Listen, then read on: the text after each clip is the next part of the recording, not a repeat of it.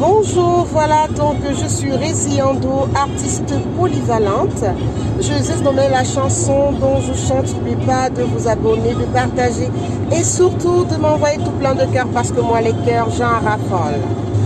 Voilà donc que nous sommes sur la route, il y aura un peu plus de bruit, mais par contre n'hésitez pas à vraiment me faire savoir en commentaire si la vidéo vous a plu et surtout de vous abonner. Je suis event planner, décoratrice et créatrice aussi. Voilà donc que c'est sûr, vous avez remarqué que je ne fais plus trop de vidéos parce que très prise par mon activité d'entreprise.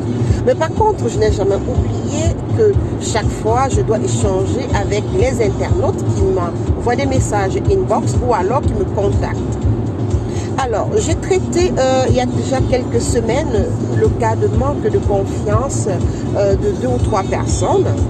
Et j'ai voulu partager avec vous quelques petits indices qui font que quelquefois on se retrouve dans cette perte de confiance en soi. Les indices sont simples. Quand vous avez des enfants, il faut laisser vos enfants s'exprimer.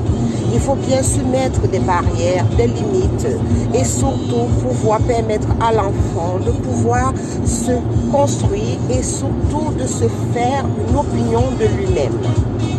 Ça passe par quoi? Ça passe par des petits exercices au quotidien ou quand l'enfant va faire quelque chose, il ne faut pas tous le reprendre parce que vous avez l'œil déjà du bienfait à dire que non, c'est pas parfait. Il faut apprécier déjà ce qui est mal fait et l'encourager à toujours continuer et à se perfectionner.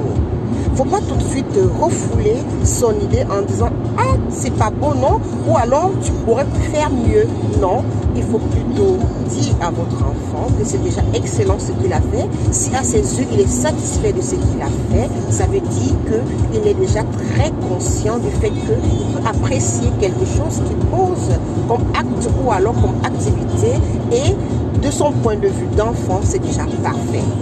Encouragez donc vos enfants à pouvoir construire leur propre opinion. C'est vrai que nous éduquons nos enfants et nous voulons qu'ils puissent être différents et de certaine façon.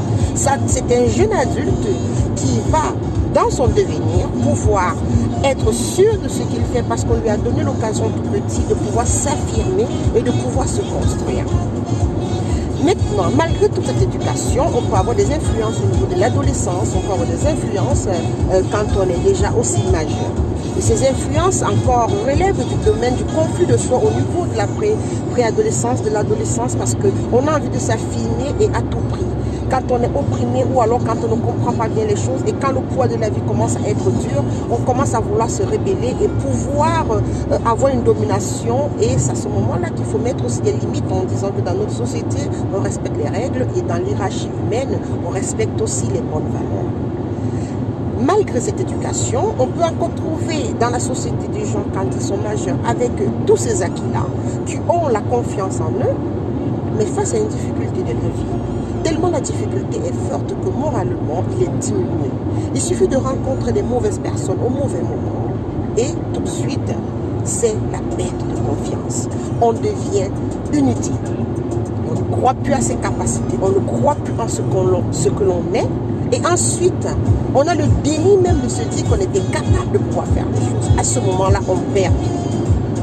Et ce sont des gens très souvent que vous allez rencontrer dans la société qui vont laisser la place aux autres de faire ceci, qui vont refuser de prendre les devants parce qu'ils estiment qu'ils ne sont pas à la hauteur, qu'ils ne peuvent pas. Même si on n'est pas à la hauteur, il faut toujours essayer. Ça permet de fortifier la confiance qu'on a en soi.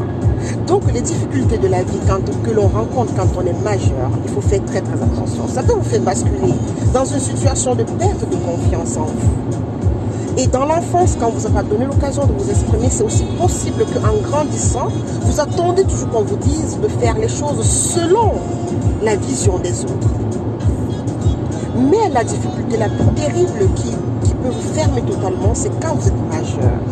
Ou alors quand vous êtes déjà adulte. Parce que le fait d'avoir pris conscience qu'on était capable de faire des choses et puis après de tomber dans le néant presque en se disant qu'on n'est plus capable de rien.